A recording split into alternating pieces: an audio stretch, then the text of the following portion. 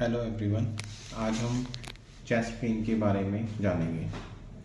तो अगर किसी पेशेंट को चेस्ट पेन होता है, उसके दो ही कॉज हो सकते हैं, या तो वो अक्यूट है या क्रोनिक चेस्ट पेन है।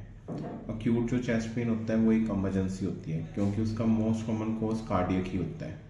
मोस्ट कॉमन कॉज कार्डियक ही होता है। तो कार्डियक कॉज हमें हमेशा रूल आउट करना है जब कोई भी पेशेंट इमरजेंसी में कंप्लेंट के साथ आता है कि मेरे को चेस्ट पेन हो रहा है या मिड लाइन में पेन हो रहा है, तो हमें हमेशा कार्डियक कॉज रूल आउट करना होता है। वो हम ईसीजी करवा के रूल आउट करते हैं। तो ईसीजी हमेशा करवानी है जब भी पेशेंट चेस्ट पेन के साथ आए। तो अब हम वन बाय वन कॉजेज के बारे में पढ़ते हैं। तो कॉजेज दो तरह के हो सकते हैं, या तो पेशेंट के सेंटर में पेन हो रहा है तो सेंट्रल कॉजेज, एंड या पेरिफेरल पेन हो रहा है पेशेंट तो पेरिफेरल कॉजेज।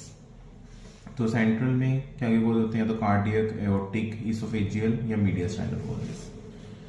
एंड पेरिफेरल में लंग्स के कॉजेज, मस्कुलर स्केलेटल के कॉजेज या न्यूरोलॉजिकल कॉजेज हो सकते हैं।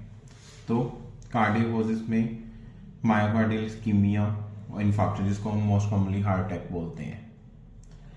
Then myocarditis, inflammation of myocardium, pericarditis that is inflammation of pericardium, या MV mitral valve prolapse syndrome हो गया पेशेंट को। ये जो एमआई है ये टाइम डिपेंडेंट है इसका प्रोग्नोसिस, तो हमेशा इसी चीज से रूल आउट करनी है हमने चीजें।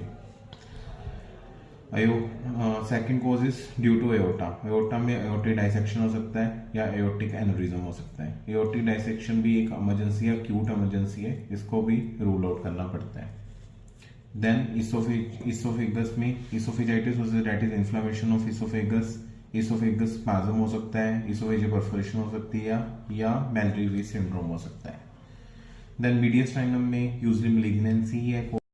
तो पेरिफेरल कॉजेज में lungs, first of all lungs और प्लूरा में हो सकते हैं, जैसे टीबी, पल्मोनरी इन्फार्क्ट, निमोनिया, निमोथोरैक्स। निमोथोरैक्स भी एक हमारी एक्यूट इमरजेंसी है, इसको भी रूल आउट साथ साथ करना पड़ता है। एंड मैलिग्नेंसी या कनेक्टिव टिश्यू डिसऑर्डर, उसकी वजह से पेन हो सकता है। मस्कुलर स्केलेटल में जो हमारे मसल्स की पेन होती हैं वो ड्यू टू ऑस्टियोकॉन्ड्राइटिस हो सकता है, rib fracture, acute vertebral fracture, या कोस्टोकॉन्ड्राइटिस हो गया, पेशेंट को रिब्स की इन्फ्लेमेशन होगी, या इंटरकोस्टल मसल इंजरी होगी, जो रिब्स की मसल होती है उनकी इंजरी होगी। देन न्यूरोलॉजिकल कॉजेज में हर्पिस जोस्टर हो सकता है, प्रोलैप्स इंटरवर्टेब्रल डिस्क होगी, या थोरैसिक आउटलेट सिंड्रोम हो गया। ये कॉजेज हैं। अब पेरिफेरल वाले जो कॉजेज हैं वो सेंट्रल, अगर कोई पेशेंट चेस्ट पेन के साथ आया है तो उसके पेरिफेरल कॉजेज भी हो सकते हैं।